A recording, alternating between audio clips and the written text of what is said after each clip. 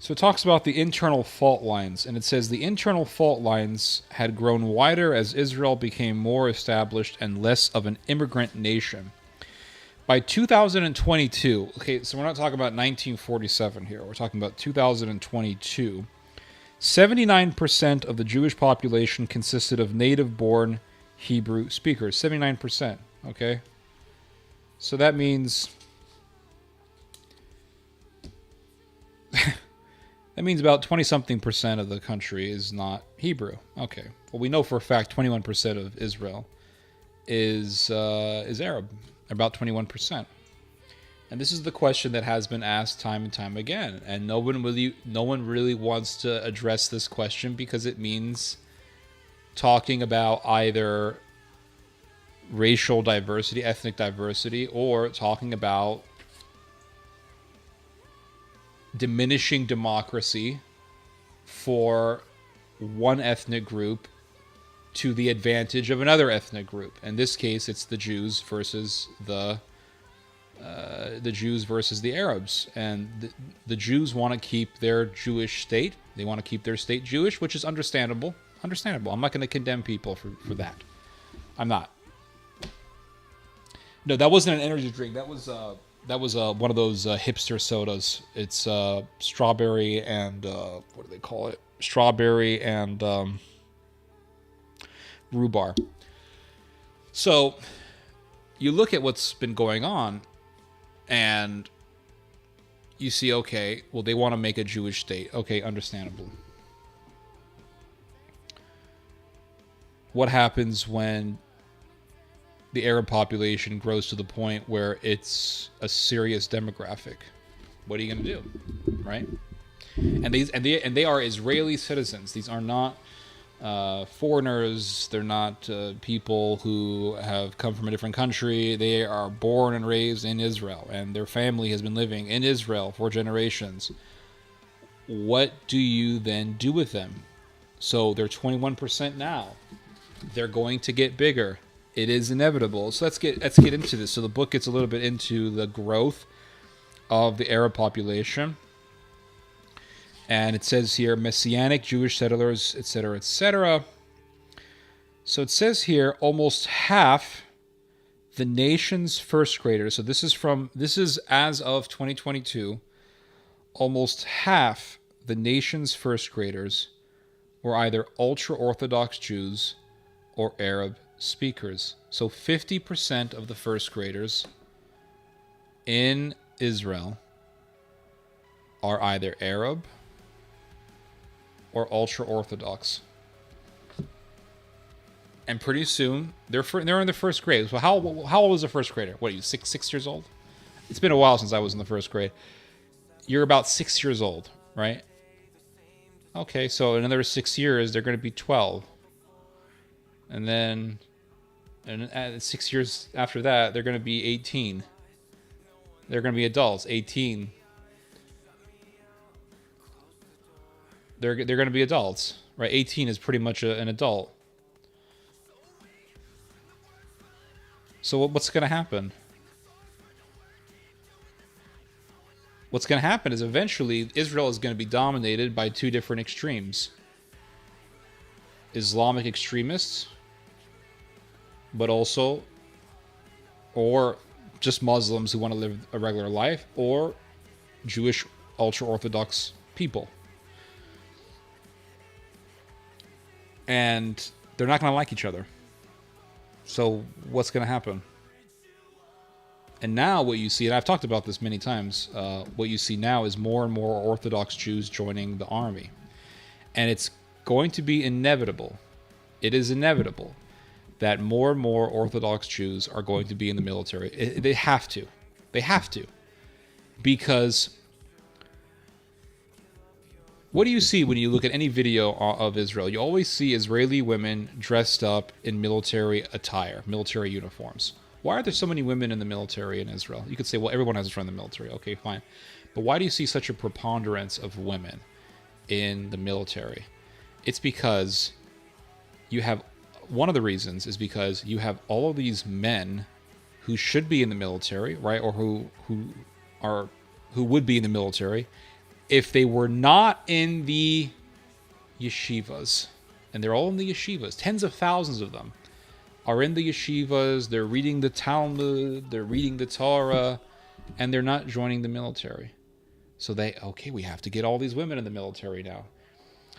And it's come to the point where a lot of people are saying enough is enough. I mean, they've been saying this for decades, but it's really, really hit I think a watershed moment where the government is now seriously saying, okay, you need to join the military. The Supreme Court is saying you need to join the military.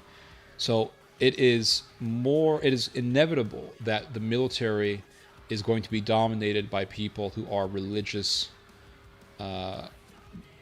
extremists.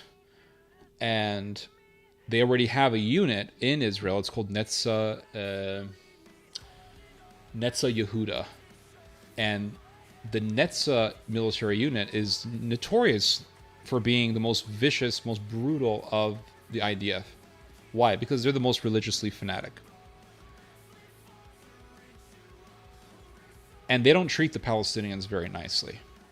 They're not very nice. They can be downright evil. There was a case of several Netza Yehuda soldiers. Like, they call them Netza. I call them Nazis. They say that, oh, the Netza Yehuda. I call them the Nazi Yehuda. I don't see a difference. But they go, for example, there was a case where several Netzas were arrested. I don't know if they were charged, but they were arrested. I think they were charged with, they were arrested for sexually torturing a man.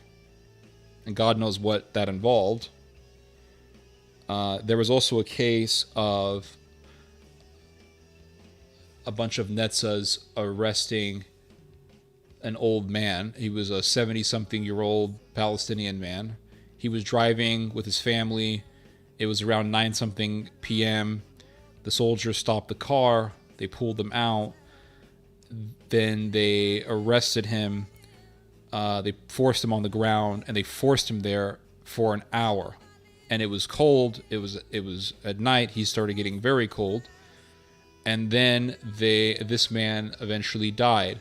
Now, he could have died from hypothermia. He could have died from a heart attack, but he died. He died in custody. And he was forced just to be on the ground for an hour. Hands were tied behind his back. And after he died, they said, hey, okay, they told the family, you can go now. And then they tried to steal the family's car. This guy wasn't doing anything illegal. They tried to steal his car. You killed the dad, now you want to... you killed the grandpa, now you want to take the car. I mean, it's crazy. It's sick. It's just sick. And there were other soldiers that were there who were not part of Netza, and they said this was completely unnecessary, what happened. Completely unnecessary.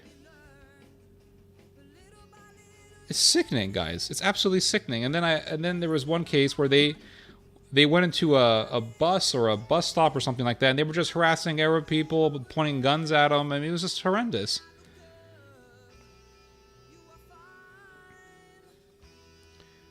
It's crazy. But this is the Netza. You know, this is the Netza Yehuda, and they're growing. And so it's like, well, hey, you got to join the military. So you got a bunch of nerds, and you're going to give them guns and military training, and they're going to be very dangerous.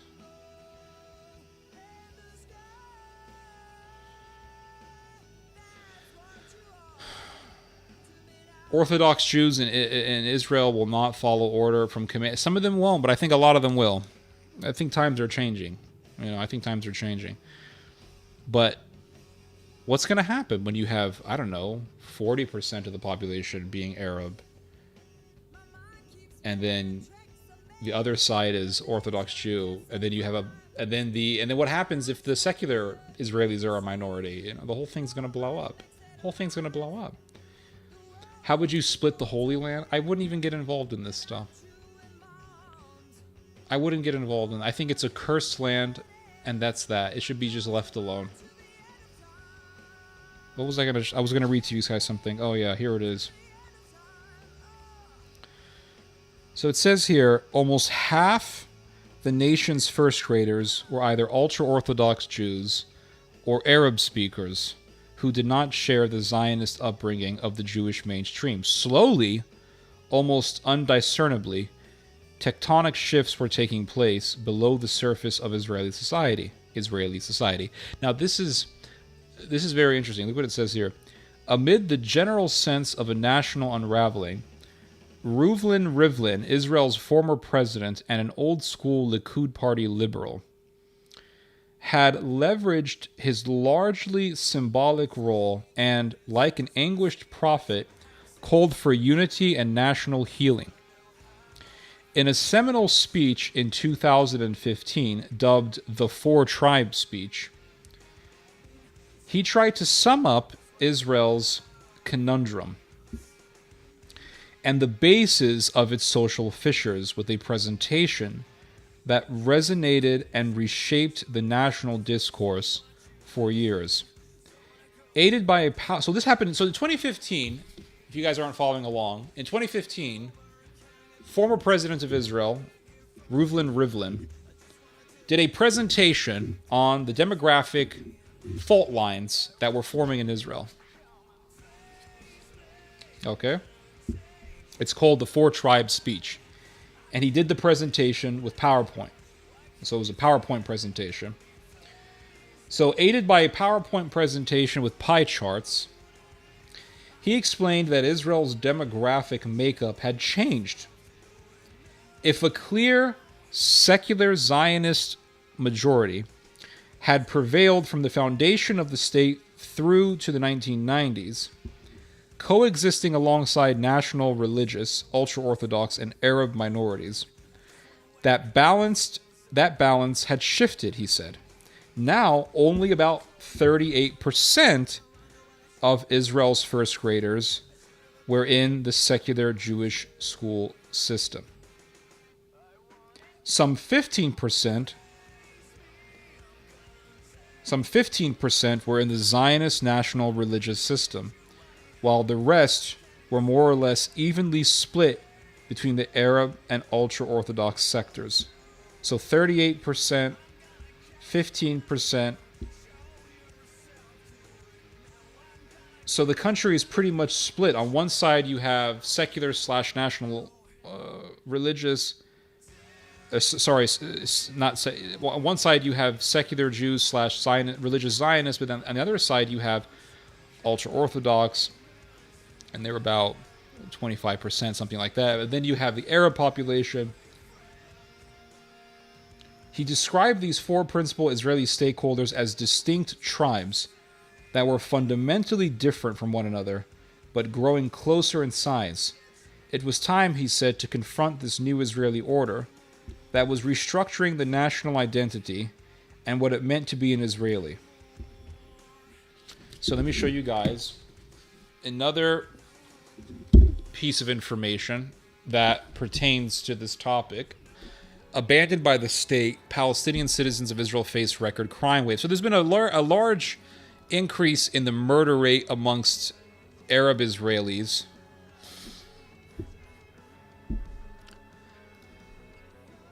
And it says here, talks about this ethnic tension. So I read this article, so I'm going to give you guys the little summation of it. So the article says that basically the murder rate in the amongst the Palestinians has increased tremendously. It's a little bit over 11 murders per 100,000 people, which is very high. Yeah, so it says here, according to a Taub Institute study, the Arab community in Israel had the third highest murder rate among OECD countries. Now, OECD countries, I forgot what OECD stands for. OECD, Organization for Economic Cooperation and Development. So basically,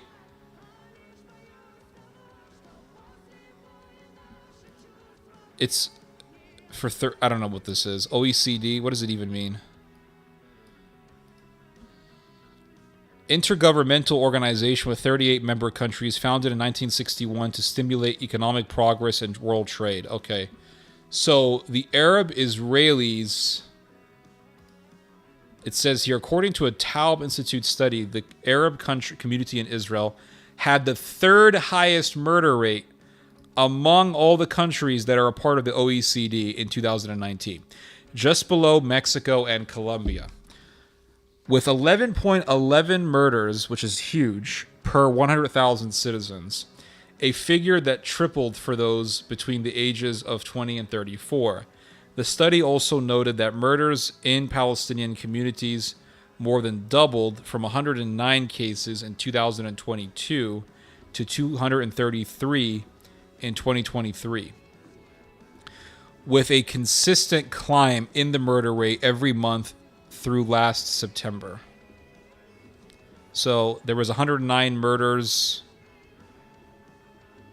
in the Palestinian areas in Israel and in 2022, and then it went up to 233 murders in 2023. Now again, that's, I don't know, it's still better than America, I'll tell you that. But it's still pretty bad, right? There's nothing to be proud of here. There are a few villages that have now not experienced shootings or where there are no threatened families, demands for protection, money, car bombings, and so on. Okay, so I'll read you that again because I read that pretty poorly. There are few villages that have not experienced shootings or where there are no threatened families, demands for protection, money, car bombings, and so on. And again, these aren't. This is not a case of Palestinians killing Jews. This is a case of Palestinians killing Palestinians. Criminals killing people who are either other criminals or they are relatives of rival criminals.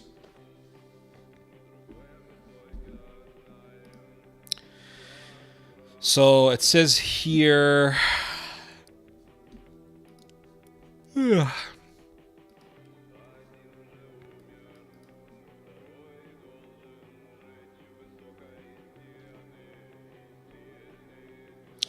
Since the beginning of this year, 86 Arab citizens have been murdered, a startlingly high number that suggests the murder rate this year will be similar to last year's. The heads of the criminal organizations know exactly how the police work, and they plan their work accordingly. So you feel that things are coordinated. In the absence of any real deterrent, the pace of their activity only increases.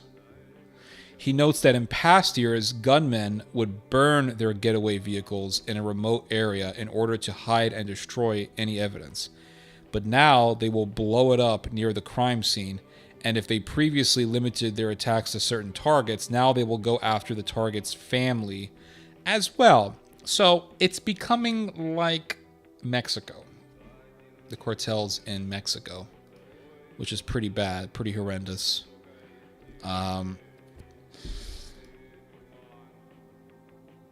Let's see here.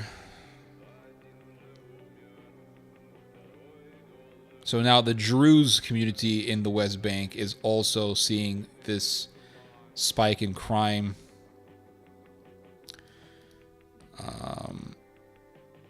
Now here's where it gets interesting. This is where it connects to ethnic tensions.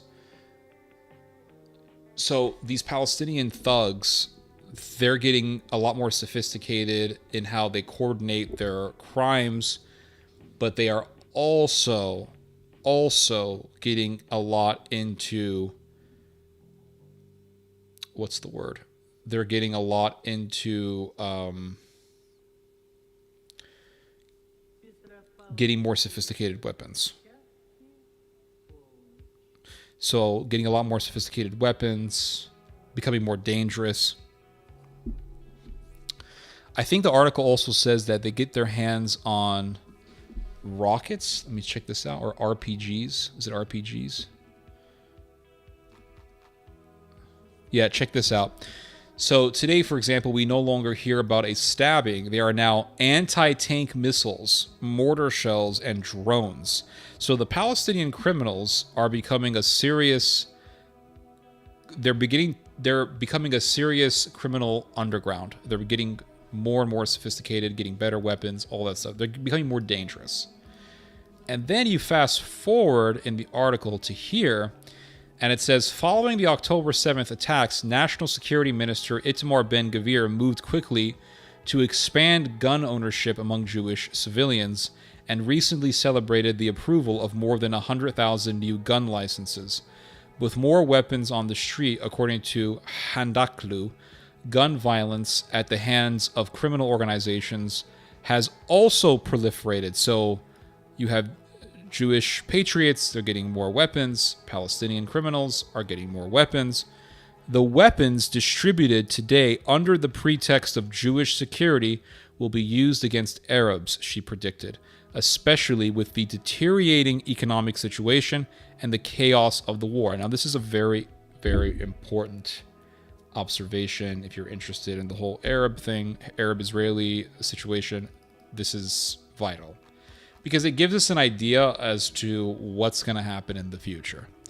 And what's going to happen in the future, you don't have to be an expert to see. You don't have to be this witty genius to foresee what is going to happen when it comes to the struggle between the Arabs and the Yahud, the Jews. They're going to kill each other.